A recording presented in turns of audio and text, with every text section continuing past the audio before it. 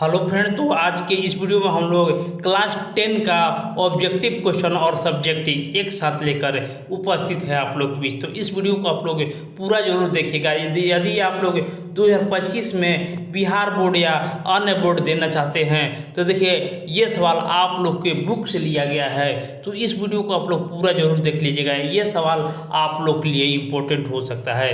तो चलिए शुरू करते हैं हम अपना वीडियो। देखिए पहला प्रश्न आप लोग के बीच है, इटली और जर्मनी के वर्तमान में किस महादेश के अंतर्गत आते हैं। इटली और जर्मनी के बारे में पूछ रहा है कि वर्तमान में किस महादेश के अंतर्गत आते हैं। देखिए ऑप्शन भी दिया हुआ है, उत्तरी अमेरिका, दक्षिणी अमेरिका, यूरोप या पश्चिमी एशिया। देखिए इटली और जर्मनी जो है आप लोग का आंसर जो हो जाएगा यूरोप महादेश हो जाएगा। देखिए यूरोप में इटली और जर्मनी दोनों आते हैं। दूसरा प्रश्न है, फ्रांस में किस शासक वंश की पुनर्स्थापना वियना कांग्रेस के द्वारा की गई थी। देखिए पुनः स्थापना वियना कांग्रेस के द्वारा की गई थी। देखिए अगर आप लोग को आता है तो आप हमारे कमेंट बॉक्स में कमेंट करते चलिएगा। देखिए हैब्सबर्ग, आर्लिया वंश, बुर्बो वंश या जरशाही वंश। देखिए पुनर्स्थापना जो हुआ था वो बुर्बो वंश को हुआ था। हम लोग नेक्स्ट क्वेश्चन देख लेते हैं कि मेजनी का संबंध किस संगठन से था। मेजनी का संबंध किस संगठन थे। देखिए ऑप्शन है लाल सेना, कार्बोनरी, फिलिक हेटेरिया, डायट। देखिए इसका जो सही जवाब होगा आप लोग को ये मेजनी वाला सवाल आप लोग को याद रखना चाहिए कि मेजनी का संबंध जो है वो कार्बोनरी संगठन से है। चौथा प्रश्न है, इटली और जर्मनी का एकीकरण के विरोध निम्न में से कौन था। जर्मनी के इटली एकीकरण के विरोध कौन था। इंग्लैंड था, रूस था या ऑस्ट्रेलिया था या प्रूसिया था। तो देखिए ये एकीकरण के विरुद्ध जो था वो आप लोग का ऑस्ट्रिया था। ऑस्ट्रिया इस प्रश्न का सही जवाब होगा। काउंट काबूर को विक्टर एनामुएल ने किस पद पर नियुक्त किया था। देखिए काउंट काबूर को विक्टर एनामुएल ने किस पद पर नियुक्त किया था। सेनापति, फ्रांस के राजदूत, प्रधानमंत्री या गृह मंत्री। देखिए काउंट काबूर को प्रधानमंत्री के रूप में विक्टर एनामुएल ने नियुक्त किया था। तो इस वीडियो को आप लोग लाइक करते रहिएगा, शेयर जरूर कर दीजिएगा और चैनल को भी सब्सक्राइब जरूर कर दीजिएगा। चलिए बढ़ते हम अपने अगले प्रश्न पर। तो देखिए अगला प्रश्न आप लोग के बीच है, गैरीबाल्डी पेशे से क्या था। गैरीबाल्डी पेशे से क्या था। ये आप लोग को एग्जाम में हमेशा देखने को मिलता है कि गैरीबाल्डी सिपाही था, किसान था, जमींदार था या नाविक था। तो देखिए गैरीबाल्डी जो है वो पेशे से नाविक था, नाविक गैरीबाल्डी था। जर्मन राइन राज्य का निर्माण किसने किया था। देखिए जर्मन राइन राज्य का निर्माण किसने किया था। ऑप्शन होगा लुई 16वां, नेपोलियन बोनापार्ट, नेपोलियन तृतीय या बिस्मार्क ने।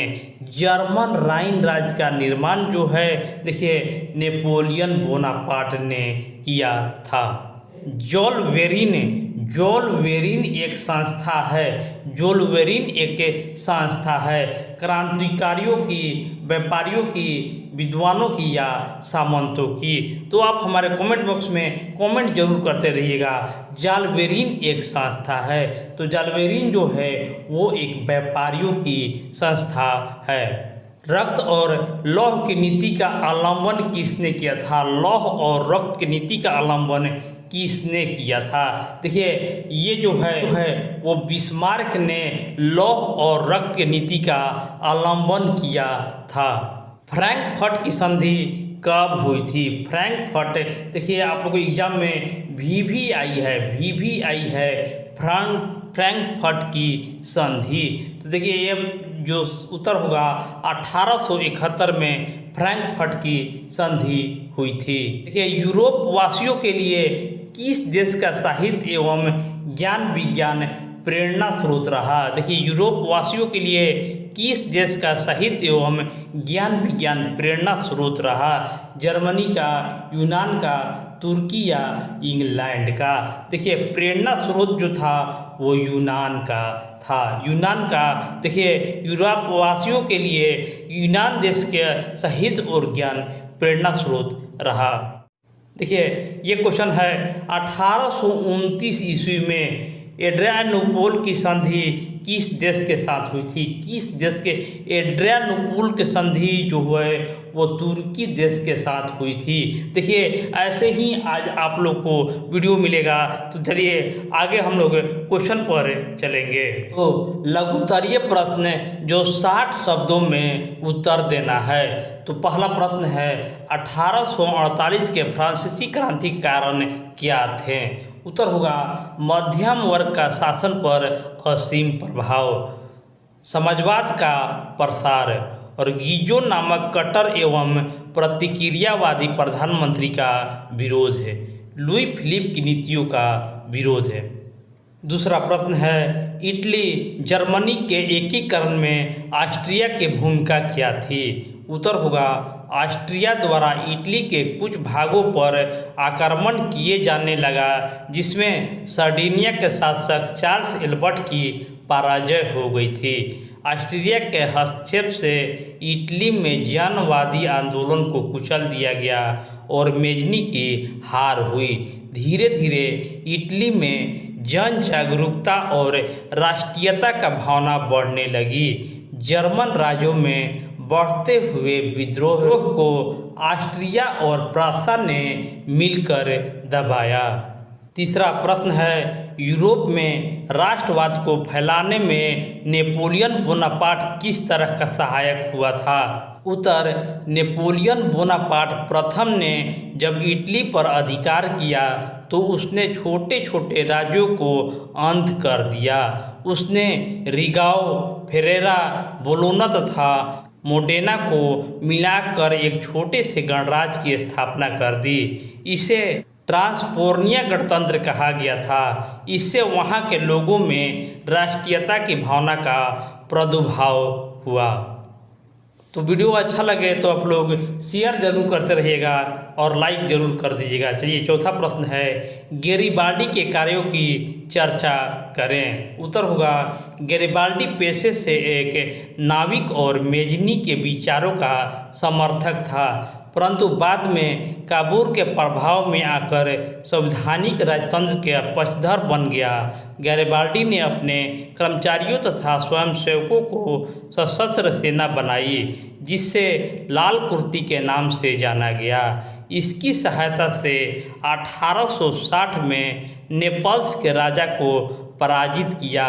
इससे बाद सिसिली पर विजय पाई। इन रियासतों को अधिकांश जनता बुर्बो राजवंश का निरंकुश शासन से तंग आकर गैरिबाल्डी को समर्थक बन गई। गैरिबाल्डी ने यहाँ गणतंत्र की स्थापना की तथा विक्टर एनामुएल के प्रतिनिधि के रूप में वहाँ पर सत्ता संभाली। बाद में उसने काबूल के परामर्श पर पोप पर कब्जा कर लिया। इसके बाद उसने अपने सारे जीते हुए इलाकों को विक्टर एनामुएल को सौंप दिए। उसने विक्टर को संयुक्त इटली का राजा घोषित कर दिया और सर्डिनिया का नाम बदलकर इटली राज्य कर दिया। पांचवा प्रश्न है विलियम के बगैर जर्मनी का एकीकरण बिस्मार्क के लिए असंभव था, कैसे? उत्तर जनवरी 1830 ईस्वी में विलियम प्रथम प्रसा का शासक बना। वह साहसी, व्यवहार कुशल और योग्य सैनिक था। सिंहासन पर बैठते ही उसने सैन्य शक्ति बढ़ानी शुरू कर दी और उसने जर्मन राष्ट्रों की एकता को सूत्र में बांधने के उद्देश्य से ध्यान में रखकर महार कूटनीतिज्ञ बिस्मार्क को अपना चांसलर नियुक्त किया। अतः विलियम प्रथम के बिना जर्मनी का एकीकरण बिस्मार्क के लिए असंभव था।